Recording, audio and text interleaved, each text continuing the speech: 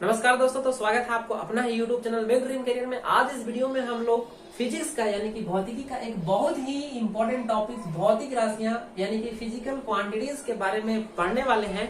ये एक most important topics में से एक है, क्योंकि ये जो भौतिक राशियां हैं, आप फिजिक्स का कोई भी चैप्टर पढ़ ले, चाहे आप गति पढ़ ले, चाहे वर्क, एनर्जी एंड पावर पढ़ ले, या फिर आप गुरुत्वाकर्षण पढ़ ले, या आप विद्युत पढ़ ले, या फिर आप सरफेस टेंशन पढ़ ले, कोई भी चैप्टर आप फिजिक्स का पढ़े उसमें ये भौतिक राशियां आएगा ही। इसीलिए हम लोगों को ये भौतिक राशियों के बारे में जान लेना बहुत जरूरी है। तो चलिए अब हम लोग वीडियो करते हैं स्टार्ट। ये भौतिक राशियां होती क्या है?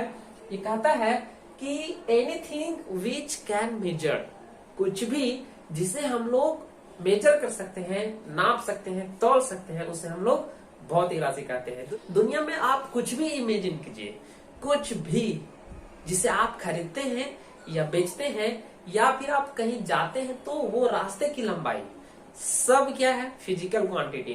तो इसका जो डेफिनेशन है वो हमारा क्या हो जाएगा? वे सभी राशियां जिनको मापा या तौला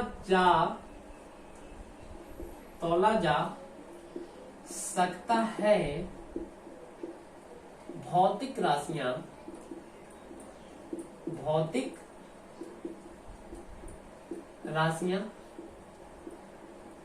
कहलाते हैं। भौतिक राशियां कहलाते हैं।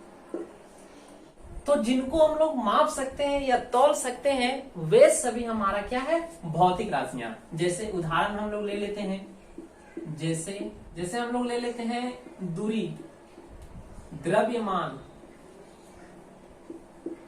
चाल,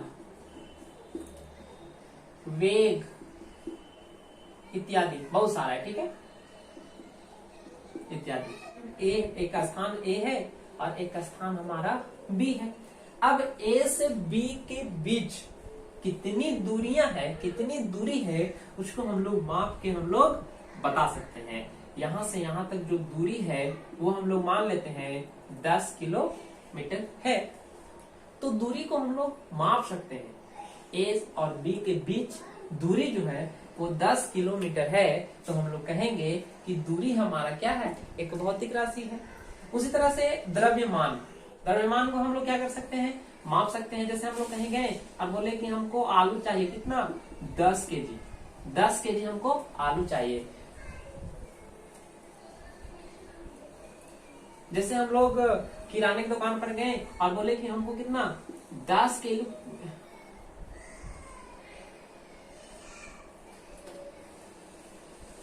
तो दूरी हमारा एक क्या है? भौतिक राशि है, क्योंकि इसका माप सकते हैं हम लोग, इसको हम लोग माप सकते हैं। अब आते हैं हम लोग द्रव्यमान पर।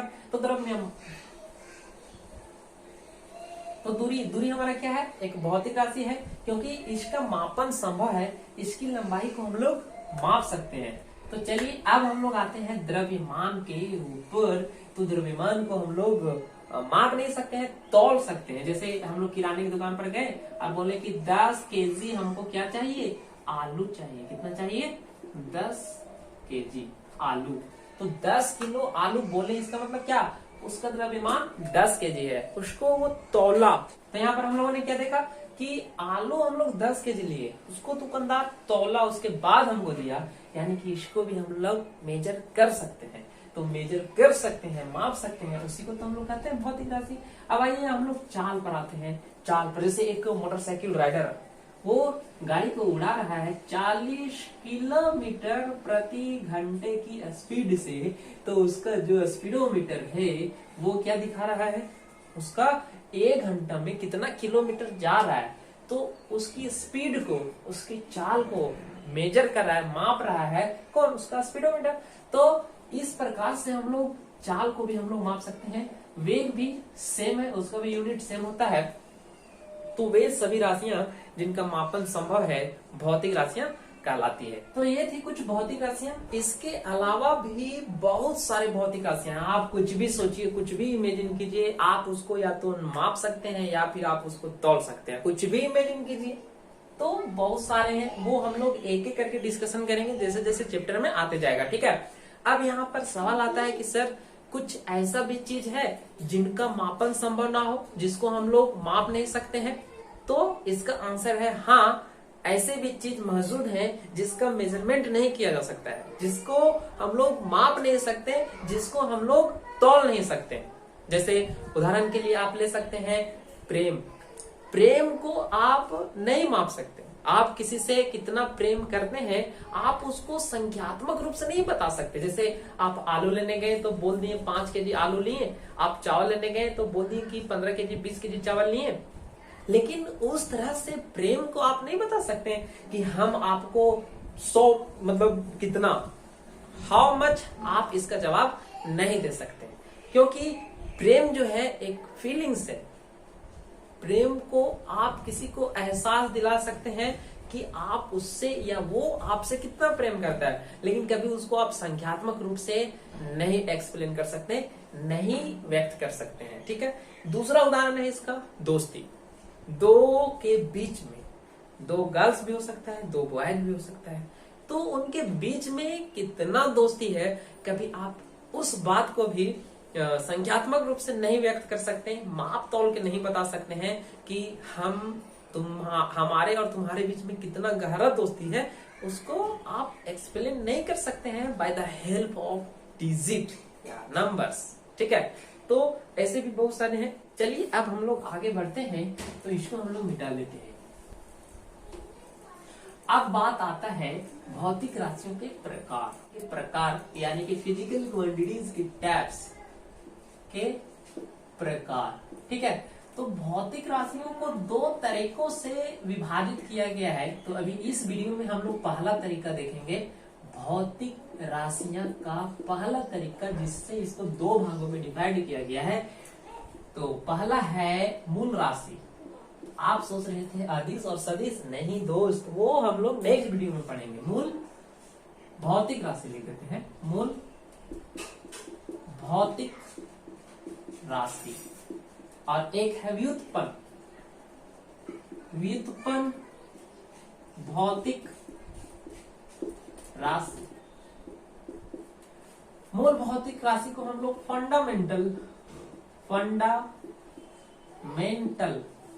फिजिकल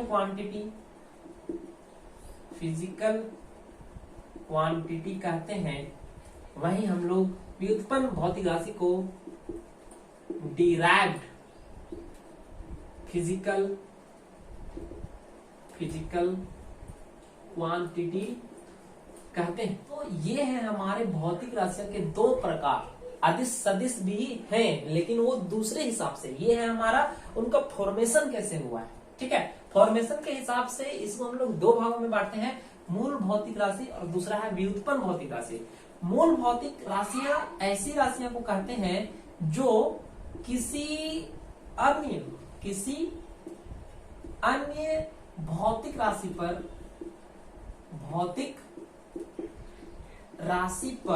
निर्भर नहीं करता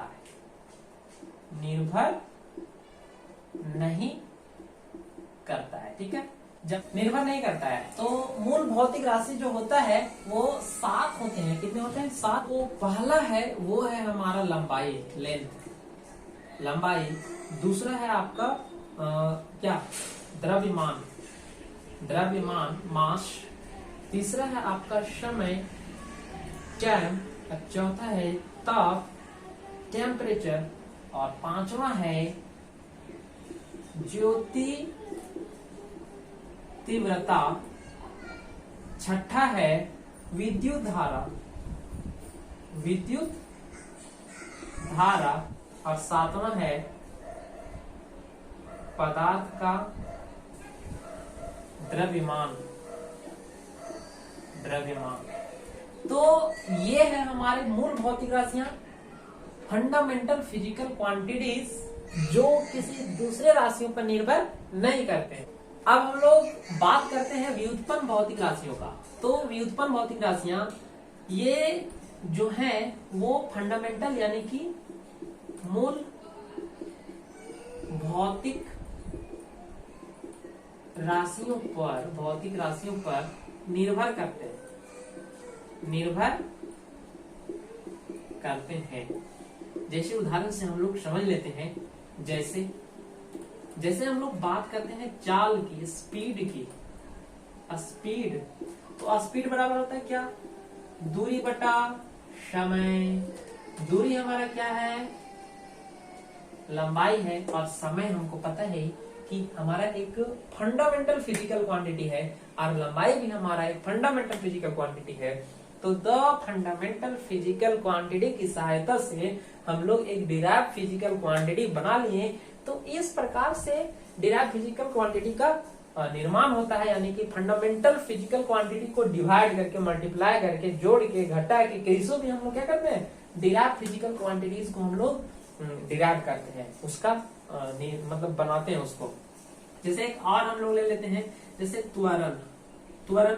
अभी हम लोग नेक्स्ट गति चैप्टर जब पढ़ेंगे तो इसके बारे में डिटेल में हम लोग स्टडी करेंगे। तो त्वरण बराबर जो फार्मूला होता है वो होता है वेग में परिवर्तन। अब यहाँ पर वेग समझ में आ रहा है ठीक? नहीं तो गति स्टार्ट होने दीजिए, सब समझ में आएगा। वेग में परिवर्तन बड़ा समय। वेग में परिवर्तन, वेग क्या होता है? वेग जो होता है वो होता है विस्थापन। थोड़ा सा नीचे लेते हैं, विस्थापन बटा क्या? समय। विस्थापन बटा समय, और एक समय है पहले से नीचे वो आएगा तो समय का स्क्वायर हो जाएगा। विस्थापन क्या है? विस्थापन भी होता है लंबाई। क्या होता है? लंबाई। तो विस्थापन को समय से भागा दीजिए और एक बार और समय से भागा दीजिए। तो जब हम लोग विस्थापन को 2 बार समय से भागा करते हैं तो हमको मिलता है क्या? त्वरण। तो त्वरण को हम लोग लंबाई और समय की सहायता से ही बनाए हैं। तो इस प्रकार से ये भी हमारा एक उदाहरण है किसका? व्युत्पन्न भौतिक राशि का, यानी कि डिराइव्ड फिजिकल क्वांटिटी का।